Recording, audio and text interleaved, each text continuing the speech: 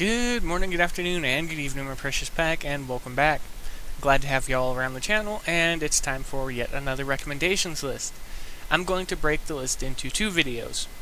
This video will be focused on specifically the prize store lists and stuff like that, as well as the drops from the fleets that will be in the fleet recommendations list, which will consist of as many targets as I see being viable for what to farm and how to farm them.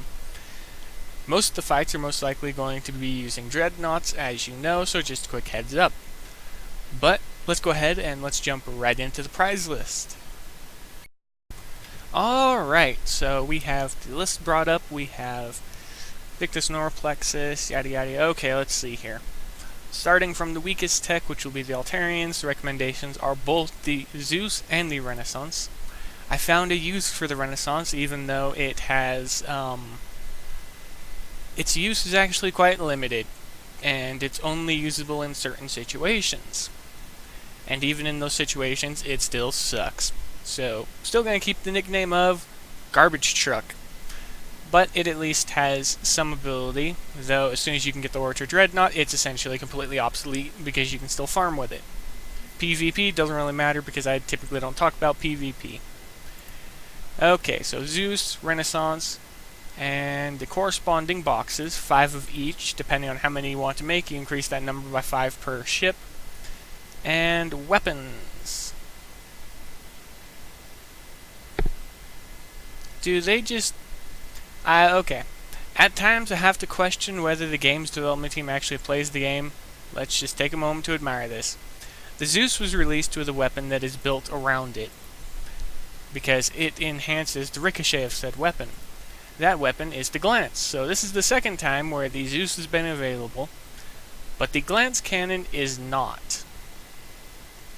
So whenever you introduce a ship that literally showcases and enhances a weapon, you make sure that weapon winds up in the prize list below it, because it's just, they're a paired item essentially.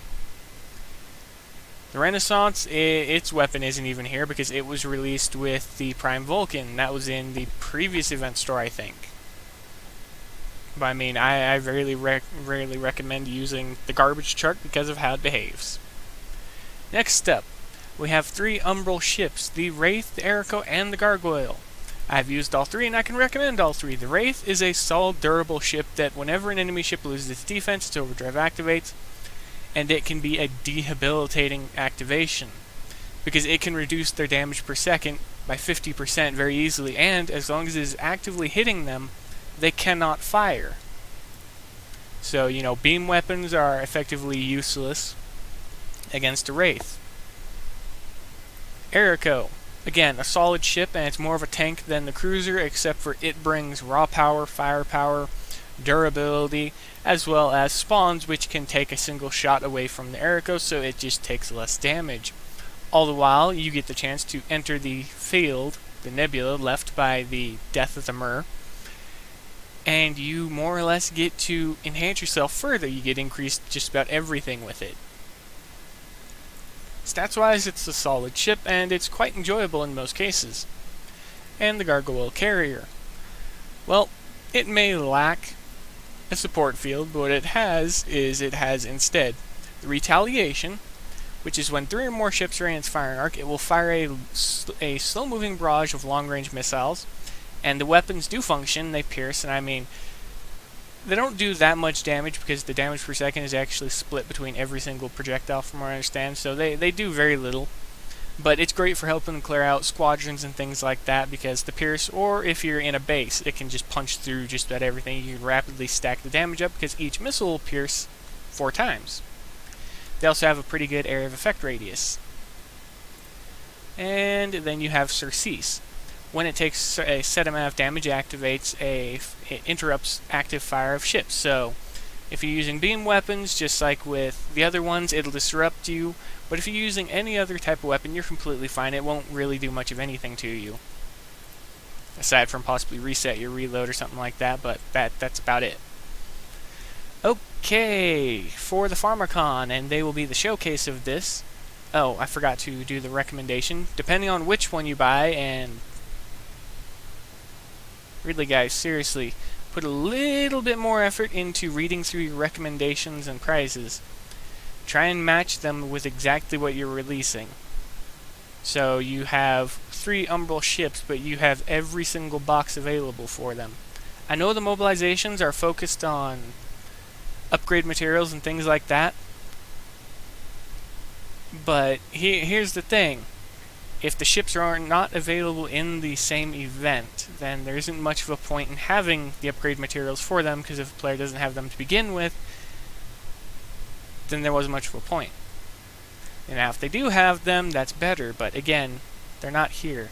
Most of the Altarian ships aren't there. I mean, you got the Altarian boxes correct. You put the 3 ships in when there's only 3. But let's go ahead and let's do the thing. So we have the first carrier introduction with the Gargoyle box within this prize list. Now, as with what I normally say, you're going to need to double the number of boxes you purchase to be able to upgrade the ship. And yes, you heard that right. So instead of 5 boxes per 1 gargoyle you want to upgrade, you're going to need 10. So if you want to upgrade 3 of them, you're going to need all 30 boxes. Aircos and Wraiths are both of the standard lineup, so 5 and 5. For every one you want to upgrade, you need 5 Mark II boxes. Okay, on to the final set of recommended ships. Trojan, Daemon, Inhibitor, Omega, and the Plexus. First off, we're going to recommend the Plexus Carrier. I still have yet to use it, so I cannot say anything about it. Mine is actually still really fitting, well, building at the moment. I still have like 2.5 or 3 days left before I can even skip the rest of the build time. Okay, on to the Omega. I have used the Omega, and I honestly like the ship because built-in energy, the built-in plasma cannon, well, the built-in plasma beam, as well as the extremely high damage over time value means that you can just melt the shields off of Altarian ships like there's just nothing there. And with the weapon slots available to the ship, you actually have an extremely good amount of firepower, and its firing arc is split in 2 because it actually shares, well, the beam is set right in the middle, so it interrupts it. And the twin firing arcs, they also give it a wider firing range than the Zeus does. So you have more flexibility with the Omega than you do with the Zeus, which has a more narrow firing arc. The Inhibitor Battlecruiser. I actually have rarely used this ship since it was released because it never really seemed very interesting, even though it had ablative suppression, things like that built in, and it boosted the screen's energy and things like that, just like what the Omega does, which takes their already godlike shields and puts them on a very, very higher pedestal, essentially. But the reason I just haven't used it much is because it's a one-trick pony, more or less. And the damage over time value and stuff like that, it's not the best because, I mean, when you leave the phase state, the Omega does better. And even as you upgrade it, the damage per second bonus doesn't get extremely high. So, you have a better damage with the Omega with a single fire arc than you do with an Inhibitor with twin fire arcs. Though, since it has the battlecruiser movement speed and things like that, it can push carriers extremely easily. And because the Plexus Carrier lacks increased movement speed while in phase, I can recommend that you should purchase it. And use it in conjunction with the Plexus Carrier. One, because the Plexus is a naturally slow-moving ship, and because it lacks increased speed while in phase. As you can see, when it phases, it doesn't gain the bonus. Just like all the other ships, you're going to want something to push it, or else it's going to be an extremely easy target. The Daemon Battleship, the most infamous of the Pharmacon ships before the Plexus Carrier was released. And that is because it is the most brokenly overpowered ship currently in the game for a large number of reasons. One, the damage over time details. It has a fairly high threshold for a fairly low stack amount. However, it has no problems reaching over 5,500 damage per second. And the exit phase state bonus, it just makes it all the better. It gets better as it's upgraded as well. Increased area of effect and weapons with torpedoes, which are the weapons it was released with. Movement speed, things like that. It also has... I didn't even realize it had increased strafe speed. That's how little I've actually used it, because I don't typically use extremely overpowered stuff unless they're dreadnoughts. So I was unaware that it had a strafe speed increase. Actually, do all of them have that? Is that just built in for all of them? That is built in for all of them, okay. But the Daemon, it's a all-around heavy brawling ship because, I mean, godlike defense because you got those twin screens. It can tank, it can dish damage out, and it can run away all at once, and there's nothing you can do to stop it. And I can recommend picking it up along with the torpedoes if they have them. That's another thing. Once I do the recommendation, talk about the Trojan a bit, I'm going to go back down and look through the weapons again because that'll be the second thing to be recommended. Trojan Cruiser, what exactly is this little thing?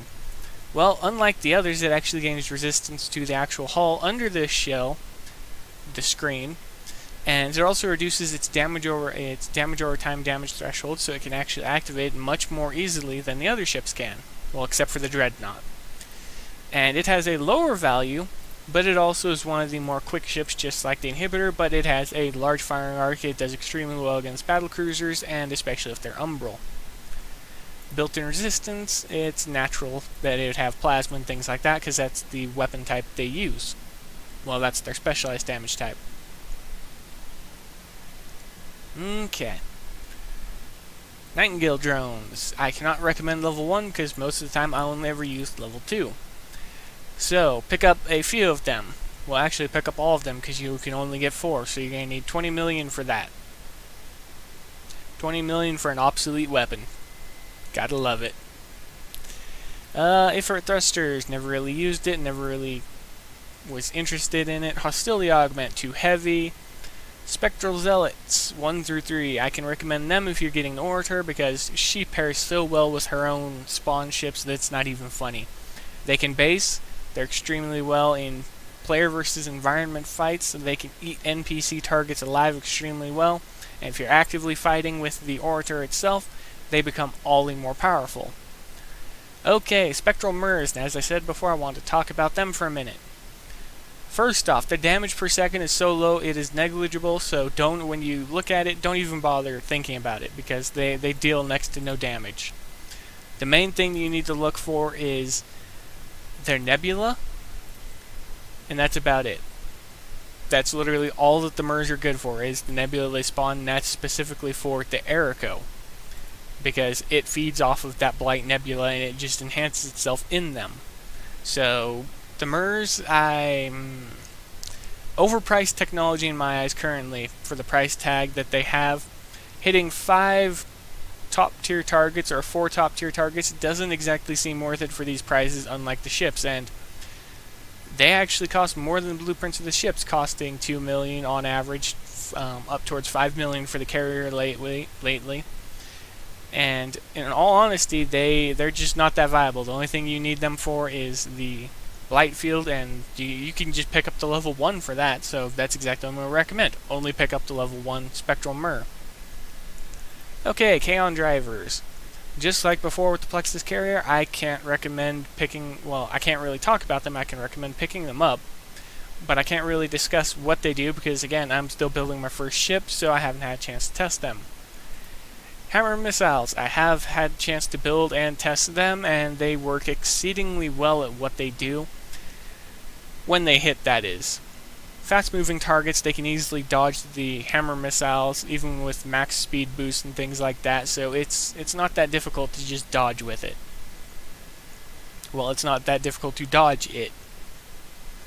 Terror Cannon. This is the go-to weapon for the Trojan because it is a shotgun, essentially. However, it boosts the damage over time gives you damage over time stacks and things like that when you use it, and it has a fairly tight spread of only 3 degrees, so the closer you are to the target when you actually fire the weapons, the better. It also has a fairly good damage per second value because it has a fairly long reload. Well, not as long as the glance cannon, but not as short as something like the machine gun that is the Tick, which is the next weapon to talk about. So, good single target damage, rapid rate of fire, and just all around a weapon that its only drawback is the spread on the weapon. However, that spread can work in your favor against fast-moving targets because you can actually hit them more reliably. However, due to the weapon's relatively low speed and low projectile range, you're mostly going to be using it on short-range ships such as the Trojan, the Inhibitor, and potentially the Omega, depending on the builds. Can I recommend picking it up? Yes, I can recommend picking up level 1, 3, and 2. Havoc Cannon, again, an all-around solid weapon, and its damage actually is the best out of all of them because it has Pierce, just like with the Terra Cannon. But it just doesn't go as far. Now, the thing that makes the Havoc Cannon good in its own right is the Pierce. It is specialized in large target control. Now, it doesn't have a spread at all, and that's its one drawback, which is the only one that I can think of on it, because when it's firing, you need to be able to hit the target in the front and the back. And if you're incapable of hitting the one in the back because it's turning slightly and you can't align the attack, then it's going to miss most of the time, and you're going to lose out on the best feature of it, and that is the piercing. Because every time it hits, it'll be doing the full damage, and it'll be passing through and continuing on. So as long as you're hitting them, you can more or less quadruple the damage. However, that all involves you hitting the target, which is where the next thing that I'm going to bring up is, and that is projectile speed. It takes it 1.25 seconds to travel to the target from the initial firing location on the outer edge of your firing arc. Now, that doesn't seem like much on paper, but in all practicality, the weapon can miss the targets fairly easily if they're heavily strafe-based, such as the Zeus, the Erico, and I think a few... No, I don't think there are any other ships other than them that can move that quickly and strafe like that. But other than that, if it's against slow-moving targets and you have the chance of punching through them, use it. Nova Cannon, the go-to weapon, well, the weapon released with the Wraith. It is a solid weapon, good range, and the weapon speed is what makes it excellent. It will always hit its targets at extremely long ranges because of the weapon speed and because it has homing capabilities. At times, I've used them on my Bastions more than on the Wraiths because when fighting against Pharmacon ships, you need that high velocity round to be able to hit the target and deal the damage. However, because it's an energy weapon, we cannot create a specialized version of it just for the Altarians, such as an alien version. It has an extremely heavy drawback, which is the sad part about it, because it is, as I said, a good weapon. Solid damage, good mass, great range, incredible weapon speed, but again, the drawback is, as I said, Heavy Surge Beam. I don't even know what this piece of garbage is doing here. Okay, Celestial Optics. Time for special recommendations. Celestial Optics 1 and 2 because of the range boost, the spread reduction. It does reduce your damage per second, but it has no weight requirement, and it boosts weapon speed. So if you have a good fleet commander, you can actually counter the damage per second reduction fairly easily, especially if you're using the cannon weapons it applies to. Thermic Dissipator. Thermic Disruptor. Blinked and I'm tired at the same time.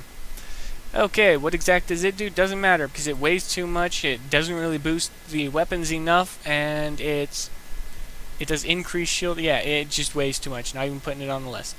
Magnetic Collar. Well, if you pair it with Sunder Thruster and you have a large number of special slots available, I can recommend using level 3 if you have the ship weight, and that's the issue again. It has a ship weight requirement.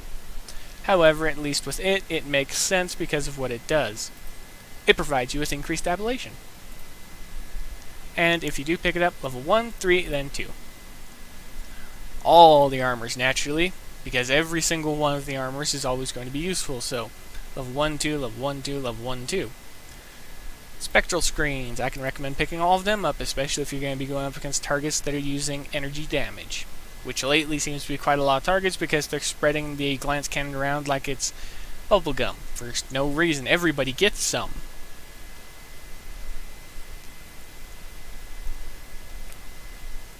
Okay, Spectral Shell. Don't even bother with it. Spectral Resonant Armor. Yes, it's a good idea. Energy Echo, Energy Weapon, and Energy Siphon. All resistors, as well as Pierce and Stasis. That's an extremely tiny amount of stasis for such a large ship weight, and 25% reduction to the damage, you get better flexibility out of the energy pierce resistor or the echo depending on what you're fighting.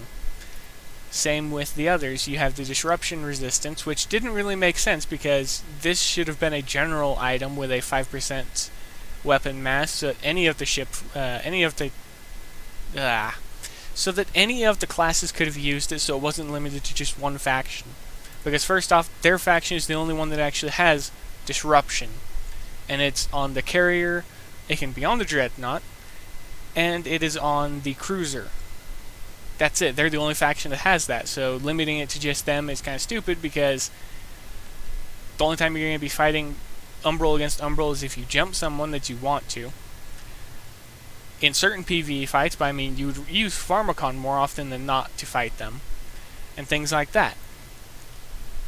Energy Siphon Resistor. Okay, so finally it's going to be the Pharmacon one. Never used any of their resistors, never bought any of them, so I honestly can't recommend it. Gold prize boxes, silver prize boxes, I can always recommend them because if you're low level and you can farm up enough points, they're always going to give you some solid equipment. Well, unless the game just decides to screw you over and just give you a bunch of level 1 items and no ships. And silver prize boxes, they're not as good, but you still get some free stuff. Just not as good as gold prize boxes. Time tokens, as with always, build if you're building, refitting if you're refitting, and crafting if you're crafting. Same with Xeno Division. And resources, because who doesn't need resources after your base has been exhausted because you built a brand new fleet of something and it just drained every single drop you had. That's it. And finally, Fleet Commander Victus Nor. I forgot to talk about him before, but I mean, he's a fleet commander. Typically in my recommendations, I talk about other stuff.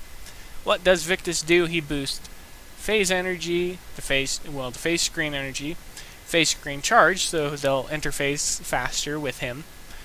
He'll give them blight resistance and increased health damage, so he's specialized. And if you use 6 Pharmacon ships, he boosts the damage whenever you're using all plasma weapons by 10%. So it is a great bonus. That's it. That's all there was to discuss this time around. Gonna go ahead and get started with the targets fairly quick, and most likely have the video out for that in an hour or two. Just depends on how long it takes for me to hit the targets, when I feel satisfied with the points payout, and things like that. But that's gonna be it, everybody. If you have any questions, feel free to ask below in the comment section. If you just want to say hi, hi. If you have any suggestions for fittings or something you may want to test out, or want to see tested out, or may have already been tested out, feel free to ask below in the comment section as well, and I'll see what I can do. But be safe out in the void, happy hunting, and as always, I'll see you later.